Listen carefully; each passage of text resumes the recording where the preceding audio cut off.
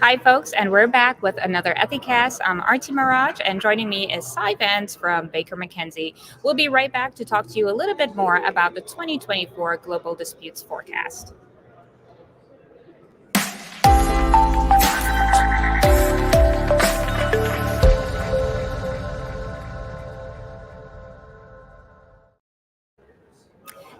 Folks, welcome back. RT Maharaj here again. I am so excited to be talking to Vance, partner at Baker McKenzie. Will be speaking to us a little bit more about the 2024 Global Disputes Forecast. He's going to provide an overview and provide some highlights as well. So I'll hand it over to you to tell us a little bit more about your practice, and then we can jump right into the Global Disputes Forecast. Thanks, RT. Thanks for inviting me to participate. I am a partner at Baker McKenzie in New York City, and I sit in the government enforcement practice, and I also chair the global cybersecurity practice for Baker McKenzie. Before that, I was the Manhattan District Attorney for 12 years, where I managed a very large office, 600 lawyers with about 100,000 cases. A long conversation about that. Yeah. Each year at Baker McKenzie, they conduct a survey of roughly 600 chief executives or folks running companies to try to understand where they see risk in running their businesses in particular. And this past year, it's really no surprise that the biggest concern of the 600 executives was around cyber risk. Mm-hmm. Now, ESG and cyber risk have traded the top spot in the last several years, but I think it's safe to say that cyber risk and cyber resiliency and achieving cyber resiliency has to be in the front of the mind of executives of certainly the kinds of companies that participate in Ethisphere, but even more importantly, it's the small and medium enterprises around the country and small businesses where our country needs to really invest and have a long-term strategy to protect those companies and those individuals from what is really a massive problem around cybersecurity. Mm-hmm. I know we were speaking a little bit prior to this conversation, the public-private partnership. Could you expand on that a little bit more, and why is that important, and how does that help companies on the right track for preparation? Well, first of all, there's an educational component to this, and that is when you're looking at small and medium-sized enterprises and small businesses, they don't have the money to hire multi-million-dollar consultants to address cybersecurity in complex business organizations. So this is where local and federal government have to play an increasingly powerful role in delivering the basic guideposts around how to enhance cybersecurity in your family, in your bodega, or in your business with 200 or 300 people. And education is key. And I would say Americans around this issue are largely, I think, in the dark. Yeah. Because cybersecurity is still a mystery, and it's kind of scary, and really no one understands computers particularly well. Mm-hmm. Now, there's also a really important area where the government and business need to collaborate, and that's around critical infrastructure, protecting our critical infrastructure. Critical infrastructure are things that we rely upon to live: trains, subways, financial institutions, food suppliers, water sources, power, and these are increasingly under attack. Not infrequently by state-sponsored actors, but also by plain criminals, or sometimes working together, both to collect ransom and to try to essentially steal tens or hundreds of millions of dollars from companies, locking up their businesses, causing loss of business enterprise income, and sometimes really affecting the business's ability to operate prospectively, and it causes reputational damage. Mm-hmm. Now, critical infrastructure really was not on the front page or on people's radar until I'd say Colonial Pipeline hit several years ago. But I had an understanding of critical infrastructure and the importance of public-private partnerships when I was the district attorney in Manhattan. where I sat with a police commissioner in 2017. We were talking about terrorist attacks on New York City, and New York City is a prime target for terrorist attacks, both economic and physical. And we asked the question, well, if our water supplies north of the city in the Croton Reservoir are attacked by a cyber criminal, a state-sponsored actor, what's our plan? The answer was we didn't have a plan in New York to deal with attacks by cyber terrorists on our critical infrastructure. And the thing about critical infrastructure is we all live in an ecosystem.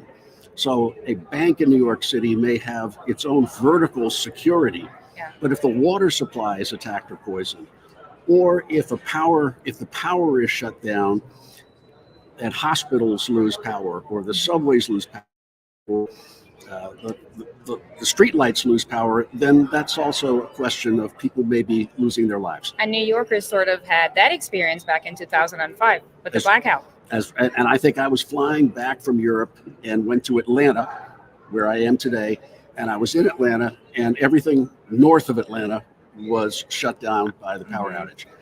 But the importance of these public-private partnerships and what we saw in New York City was that if you work together, you can collectively protect the ecosphere because you're only as strong as your weakest link. Just like a family, you're only as happy as your least happy child.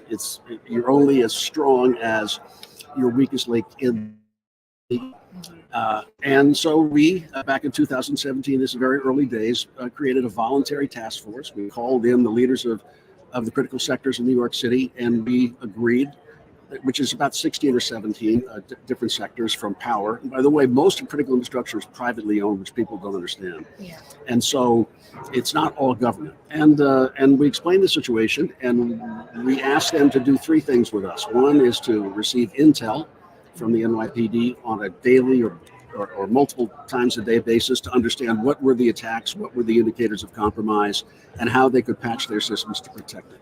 Two, to train together as a community. Yeah. Where we went up to the Boston Cyber Range and essentially we went through drills on an attack on New York City, where the impact of the cyber incident moved from one sector to another part of town, and we had to learn how to plan to coordinate our response to an attack that might affect multiple sectors in New York. So what you're saying is not so much just having a check-the-box plan on paper, but is actually practicing rolling this out and working together. But my point is, and as I look forward, I think this has to be sold to America as two things. Number one, it's a community responsibility. Mm-hmm. The community may be small, but if your power is knocked off in upstate New York, that's as serious as anything else.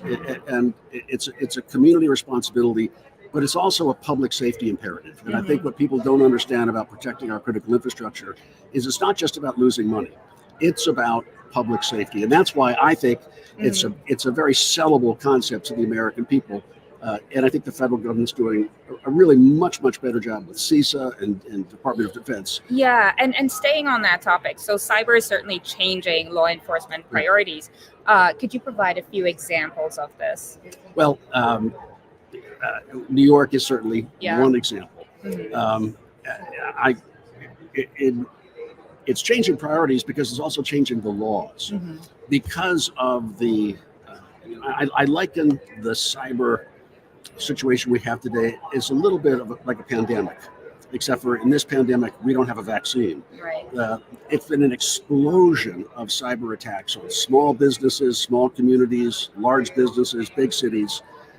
And laws and rules have now been instituted in most of the federal agencies, whether it's Critical Infrastructure Services Agency, a law called CERCIA, or the SEC, or the FCC, and the agencies that govern these critical infrastructure sectors are requiring companies to report incidents, cyber incidents when they occur, and to certify on an annual basis, sometimes more than annual basis, not just that they are able to identify an attack, but they can be resilient from an attack.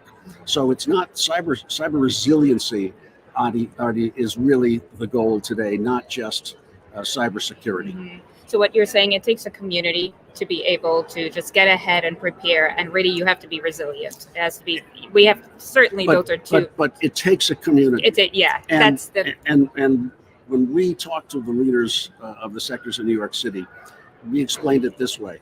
yeah. If we lived 250 years ago in a village in upstate New York and there was a fire in a house in the village, the entire village would line up, men, women, children, and move water buckets from the well to the burning house to put it out. Yeah. The Bucket Brigade. And they did that because it was the right community thing to do. But they also understood, and it's a lesson that we need to understand today, that by putting out the fire of their neighbor's house, they protected their own. So just as the hospital needs to be working in collaboration with the government to understand how it can best protect not just itself, but the whole ecosystem, cyber ecosystem in which it operates. And this is a huge challenge because we're a huge country. We have 50 states. We have various laws in different states that, unlike Europe, are different and separate. But I think over the next 10 years, I think we are really going to have to focus intensely on how to make America safer and more secure, not just because it's extraordinarily expensive to pay all these ransoms, but it's a public safety issue. And if people get hurt physically, or God forbid, people die in a cyber attack, I think you're going to see an immediate awareness that this is now top of the list, not just for companies because of the risks of their company being shut down, but because we have to respond to the reality of the situation confronting us, which is there's public safety risk that we have to manage. But it should not escalate to that. Now is the time, and hopefully we can all get together and try to make sure people are aware, and to your earlier point of staying educated. And educated is key. And I think when we think about what we're teaching our kids in school, are we raising a computer literate next generation? Certainly I wasn't when I went to school, but unless we become more familiar with the digital world, if we do that, we'll become less afraid of the digital world. And I think our future citizens will be more prepared to understand the issues, to do what's necessary to elect the leaders that will help protect us. And I think we're at a transition point right now. And just to build off that, I must ask you about AI. There's no way I was not going to ask you about AI. So let's talk about a little bit about the future of AI in terms of assessing its legal risk around creating, utilizing large language models. This is kind of build off, you set the tone with cyber. Now let's just kind of switch focus a bit and really hone on. Well, AI, I knew nothing about until ChatGPT appeared, and now obviously it's probably one of the most talked about issues among businesses and in communities, and it's also one of the most important features that businesses are trying to figure out on how they can use AI responsibly to be better in business. Government is trying to figure out how they can use AI to find criminals and to build cases. The SEC is using AI to figure out how to evaluate data and protect investors. Recently, I think there's a fascinating subplot going on here, though. The large language models like ChatGPT or Google or Meta, they are running out of data to ingest into their AI models, as I understand. So if you've sucked up all the written data and everything on the internet, and you're now moving to perhaps take videos from YouTube and turn those into a format which can be also absorbed by the AI model, we're competing essentially for a diminishing resource. Second, there are going to be legal issues about actually who owns the information that's being sucked up. So I think it's going to be a fascinating and serious issue in the next few years as the courts wrestle with how can companies who have created large language models based upon ingesting huge amounts of information from books and from other things which may be copyrighted, how we're going to balance the legal rights of those people whose artists, for example, whose work is now become absorbed into an AI model, and the need for us as a country to continue to be able to benefit from AI, because it is an extraordinary technology, but it's not uncomplicated. Right, right. And staying on that topic, it just comes down to us understanding it, embracing it in a way, and learning how to use it. So well, certainly Baker McKenzie and all law firms are trying to navigate our clients, many of whom would be at this conference, on how they can use AI to be better at compliance, to root out corruption or potential fraud, identify third-party suppliers that may be unethical, particularly if this involves countries which don't have strong laws around ethics and compliance. So it's critical, I think, for our clients, our businesses, to use technology to be better businesses, to build better products, and also to build a safer world. But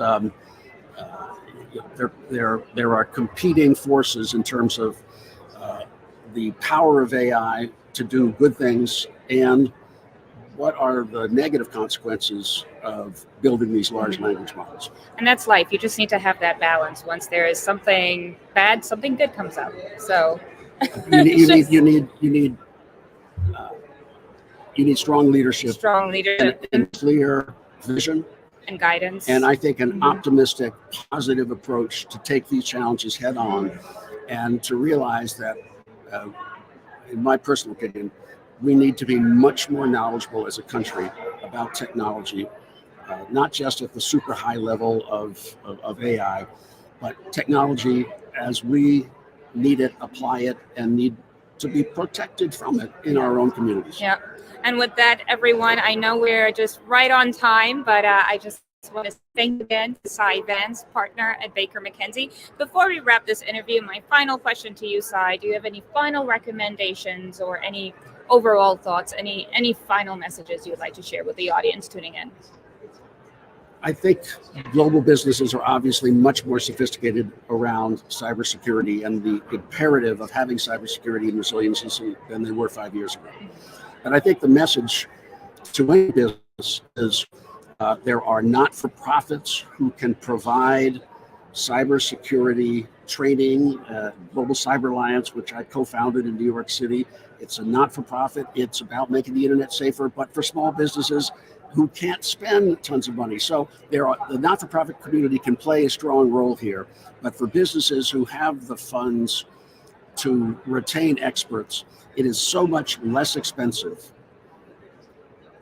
to repair the roof before the hurricane than it is to rebuild the house after the roof has been torn off in the hurricane and the walls have been blown out. So it's really fundamentally a question of just simple common sense. And